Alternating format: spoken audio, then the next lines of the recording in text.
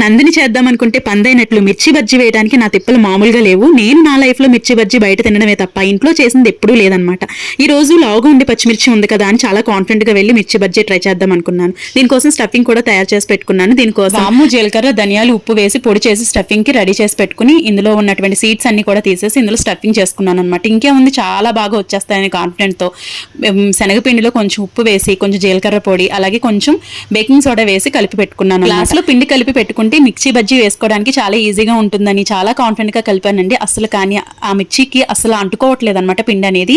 ఎక్కడ ప్రాబ్లం అయిందో తెలియదు, మొత్తానికి ఏదోలాగా అటు ఇటు చేసే బజ్జీ అయితే వేసేసాను అనమాట. అయితే టేస్ట్ అయితే చాలా బాగుంది, ఆకారం చాలా వరస్ట్ గా ఉంది. ఇవన్నీ కూడా మా వారి కోసం వేసాను, ఉదయ్ కోసం.